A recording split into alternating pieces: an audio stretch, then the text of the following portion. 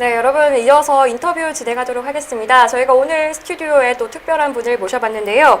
네, 앞서 말했듯이 의사 면허도 있고 또 한의사 면허도 있고 이렇게 복수 면허를 갖고 계신 분들이 있다고 합니다. 그 단체가 있는데요. 바로 한국의사 한의사 복수면허협의회라고 있습니다. 저희가 지금 옆에 복수면허협의회 부회장 고상종 선생님과 또 허홍 이사님 함께 해주셨습니다. 안녕하세요. 안녕하십니까. 네, 이 협의회에서 이 정부의 4대학 정책을 비판하는 성명서를 최근에 냈다고 합니다. 그래서 대전협의회에서 이렇게 두 분을 모신 특별한 이유가 있죠. 네, 저희가 단체 행동이 장기화되면서 일부 현안에 대해서 감정적인 그런 마음이 들기도 합니다. 근데 이럴 때일수록 저희가 더 이성적인 마음을 가지고 또 정확하게 알고 이해하고 하는 자리가 필요할 것 같아서 이렇게 두 분 모셨습니다. 네, 이와 같은 뜻으로 또 성명서를 내주셨으니까 저희가 좀 얘기를 나눠보려고 하는데요.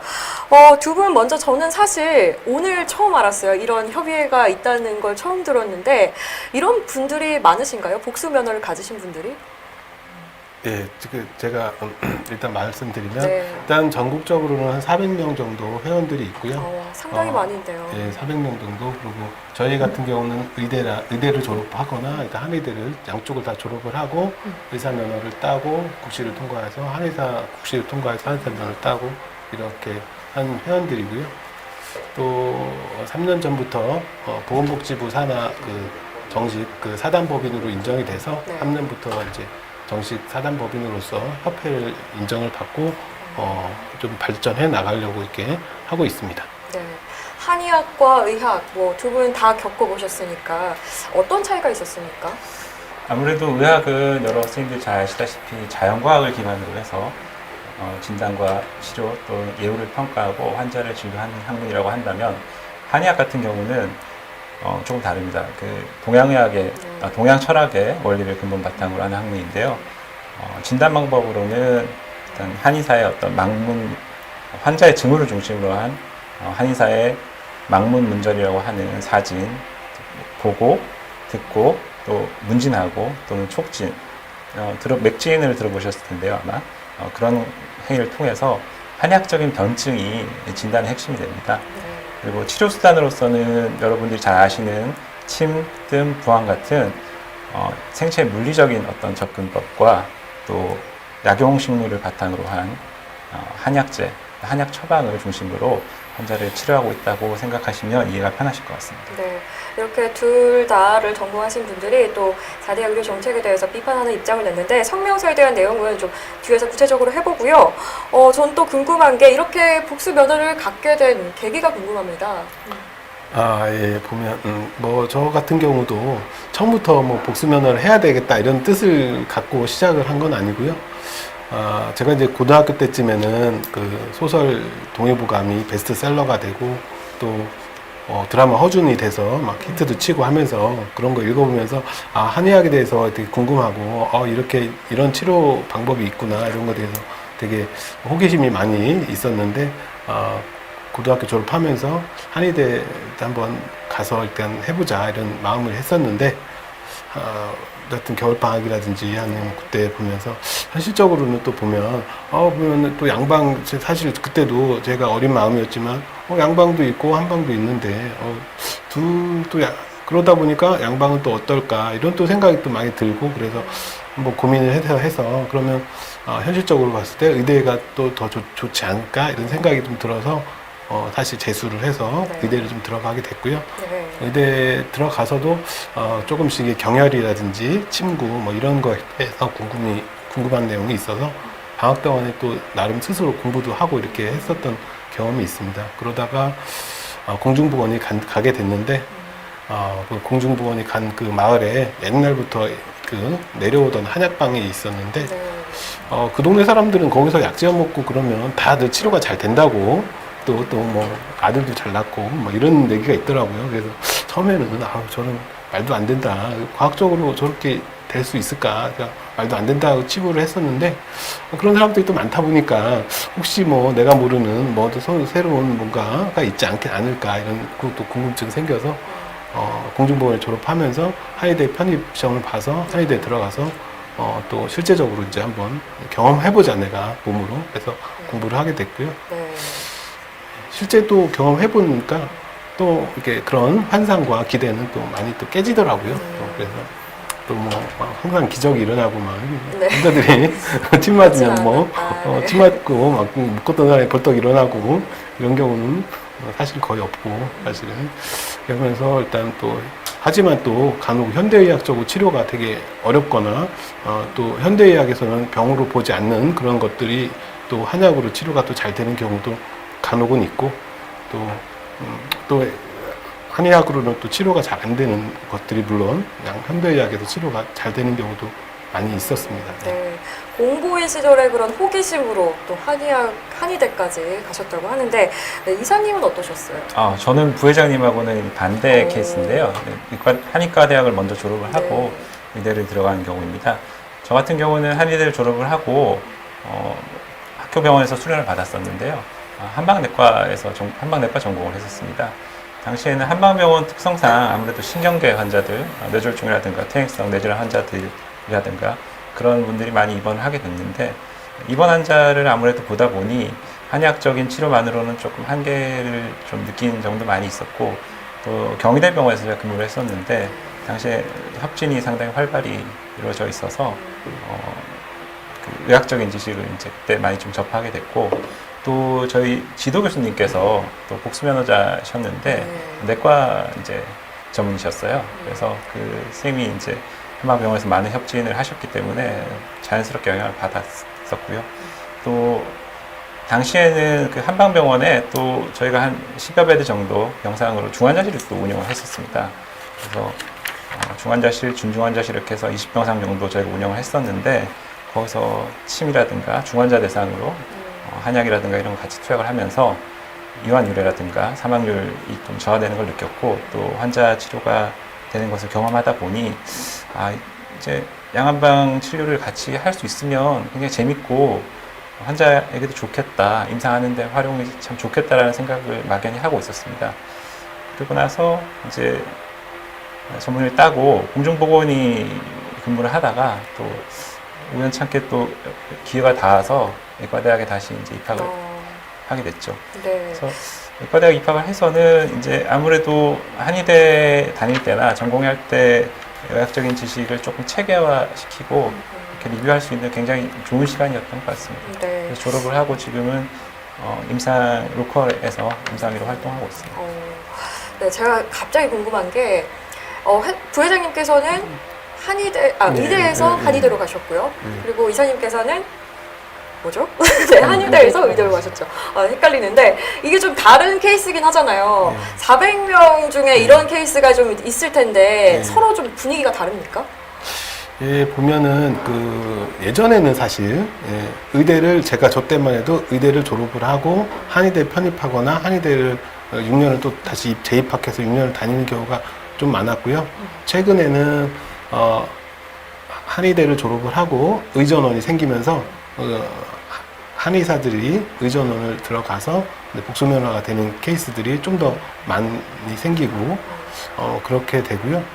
그런 차이가 있나요? 차이가 아무래도 한의학을 또 젊은 시절에 한의학에 심취를 해서 그거를 공부를 했던 사람은 아무래도 한의학적인 그 생각이나 가치나 이런 이 깔려 있기 때문에 좀 더 이제 한의학을 위주로 하면서 어떤 서양의학을 좀 더 접목시키는 그런 경우가 많고 저처럼 이제 의대를 먼저 졸업했던 사람은 기본 바탕에 의대를 나오고 또 의대 수련도 좀 하고 그렇기 때문에 의사로서 환자를 보는 것에 더 아무래도 더 익숙하고 사고가 그쪽이다 보니까 좀 더 한의학을 좀 더 이제 접목을 해서 좀 주로 이제 서양 의학을 위주로 하고 이제 한의학을 접목하는 그런 식의 진료가 좀 있습니다. 네.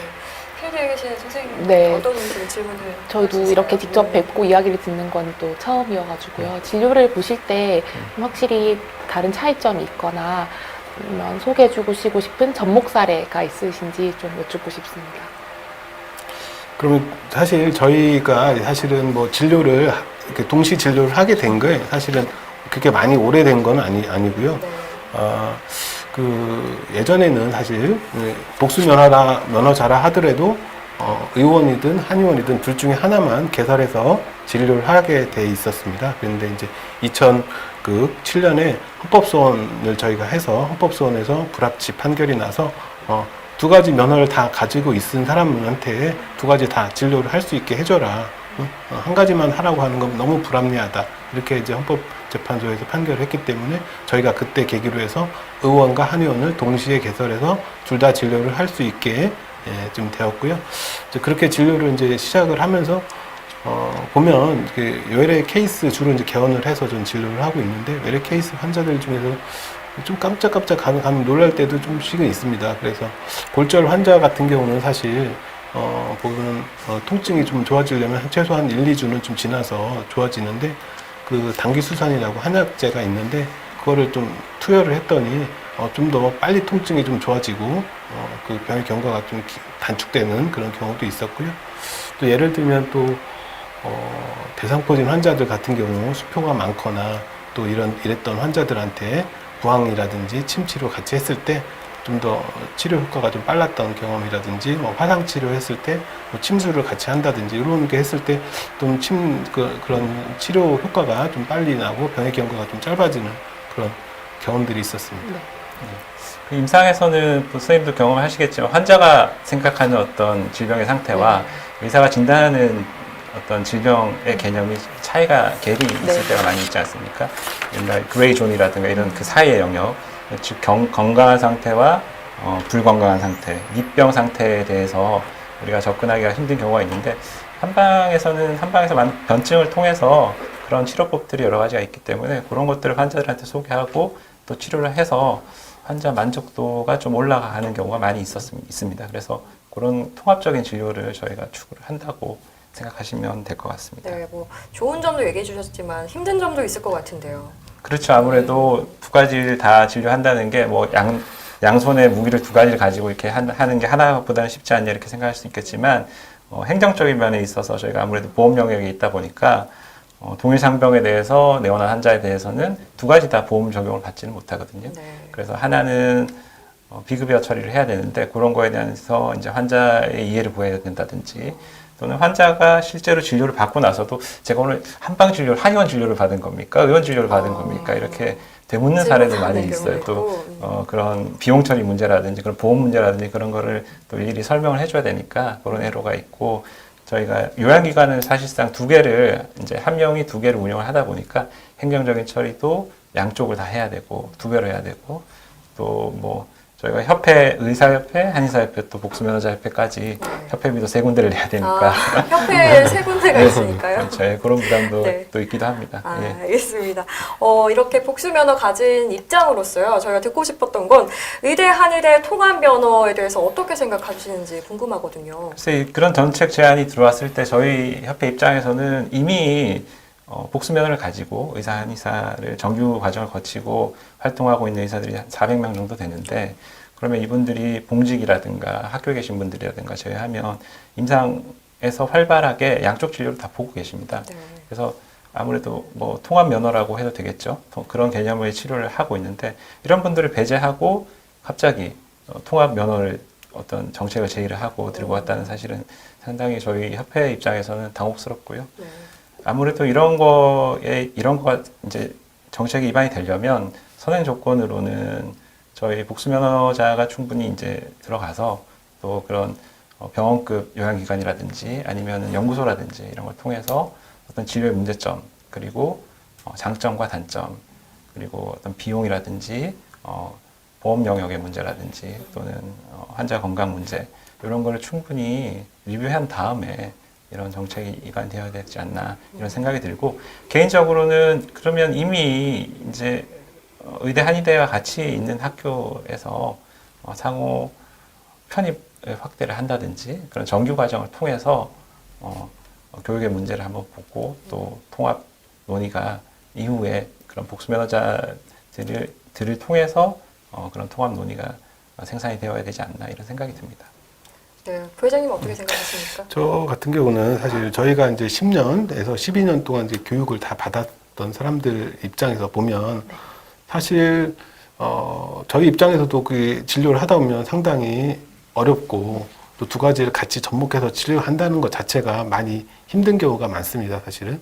환자한테 어떨 때 이렇게 약간 헷갈릴 때도 있고 사실은 이걸 양방으로 하는 게 좋을지 아니면 한 방으로 하는 게 좋을지에 대해서 헷갈리거나 그럴 경우가 상당히 많고 이런 것에 대한 어떤 연구라든지 지침 이런 것도 거의 지금 없는 상태거든요. 그래서 그런 상황에서 그 뭐 한의대를 졸업을 하면 거기에서 복수 전공을 해서 의사 면허를 시험을 볼 수 있는 자격을 준다는 거는 그렇게 되면 이거는 어떤 철학적인 기반 자체도 이거는 어떤 동양의 철학 기반고 그리고 자연과학의 기반인데 배우는 사람의 학생의 입장에서도 너무나 혼란스러울 수 있고 이거는 어떻게 보면 한의사도 아니고 의사도 아니고 둘 중에 이거는 배우는 학생도 너무 이론이 다르기 때문에 질환을 보는 관점도 다르고 해서 너무 혼란스러울지 않을까. 네. 그리고 그런 의사들이 배출이 됐을 때 정말 그 국민 건강에 그것이 이로울 것이냐 이게 그러면 어떤 때는 이렇게 하고 어떨 때는 저렇게 했을 때 미리 선행된 연구도 없는 상황에서 그 어떤 부작용이 일어나거나 그로 인해서 어떤 치료 기회를 상실하거나 이랬을 때는 환자들한테 크나큰 피해가 될 수 있다 이런 생각이 들고요.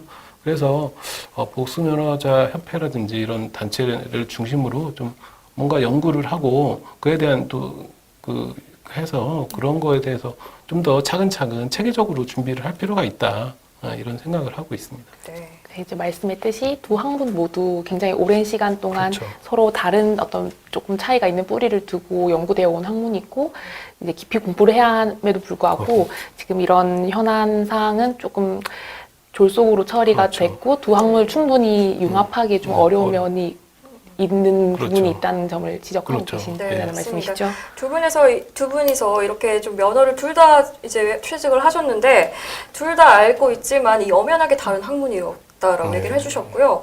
또 학생들에게 또 혼란이 있을 수가 있다. 그렇죠. 네. 그렇다면 멀리 장기적으로 봤을 때는 오히려 국민 건강에 또 해가 될 수도 있는 일이다라고 얘기를 해주셨습니다. 저희가 또 뭐 인스타 계정으로 질문을 받고 있으니까요. 추후에 뭐 질문을 더 받도록 하고요. 최근 발표한 성명서에 대해서 마지막으로 좀 짚어볼게요. 어떤 내용인지 좀 구체적으로 듣고 싶습니다.